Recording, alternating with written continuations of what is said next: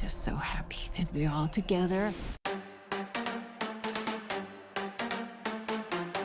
The original Nobody was an intense, adrenaline-fueled action movie. It was full of satisfying moments, memorable characters, just enough humor to keep things upbeat, and while it may have been a bit ridiculous toward the end, it had a way of subverting expectations when it came to who the lead really was. The sequel obviously can't redo that, but opposed to doing something new, they give us the classic vacation backdrop, and pretty much do the exact same thing. Damn.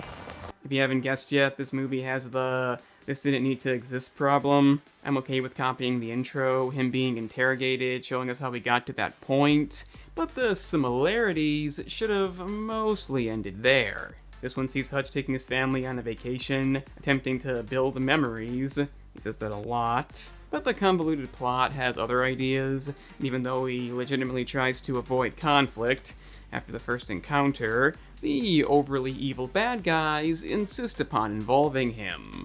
I get they don't know he's just a guy on vacation and it's supposed to be an accident, but it seems pretty obvious that they could just leave him alone. From there, chaos ensues, again following the basic same formula. Same overly evil villain, only female. Same scene when he burns their money to stir attention. And this leads into the same battle royale climax with a fuck ton of traps, only this time in a theme park, which is fine, but realistically, they probably wouldn't follow him into the mirror-filled funhouse. It's kind of like comparing Home Alone 3 to the original. A lot of it would have to line up, and the only subversion of expectations is the bad guy not being who you think, which in reality doesn't matter. The reason this movie doesn't work is the lack of motivation. We didn't know who Hutch was in the first movie, thus the title, but we could definitely feel for him. So as the plot played out, him trying to escape his past while keeping his family safe, when shit actually goes down and we see he's a complete badass, it's such an amazing payoff.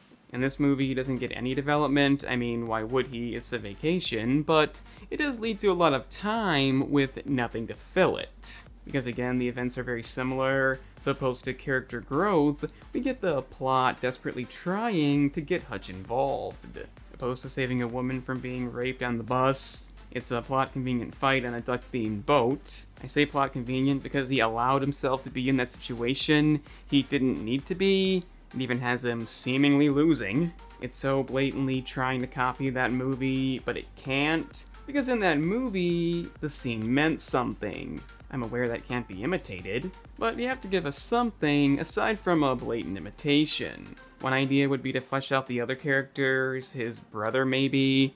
You got Christopher Lloyd as his dad. Sure, they do some unique things in the climax, but they're really only on screen when they need to be.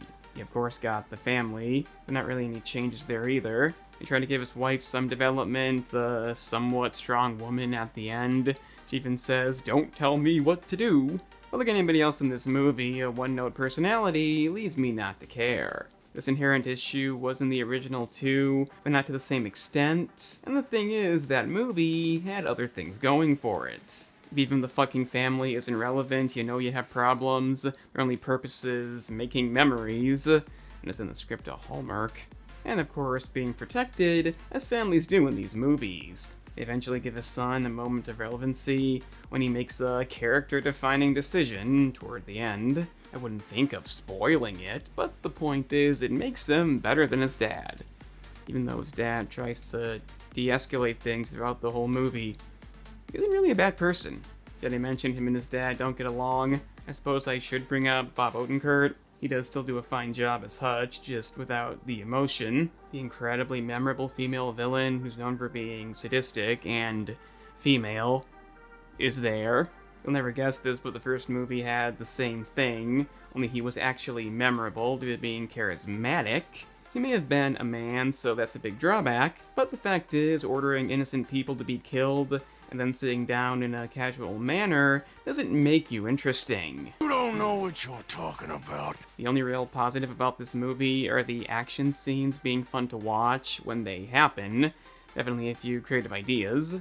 But given the time spent between explaining why they even take place, well, it's not good enough. I can kinda see why it has good reviews. It's a perfectly serviceable action movie, But as a sequel to a film that I would call unique and memorable, you have to have some motivation and a reason to care. It's honestly more on the comedic side than anything, but even that's okay at best. Him saying nobody gets the pole had me laughing, I'll give it that. The fact that both these movies have almost the same rating is insane. I suppose it means people do like it.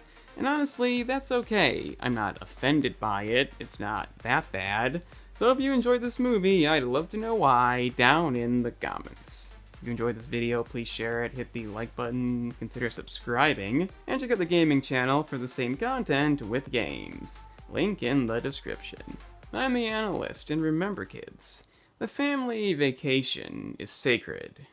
It's where sequel bait lies.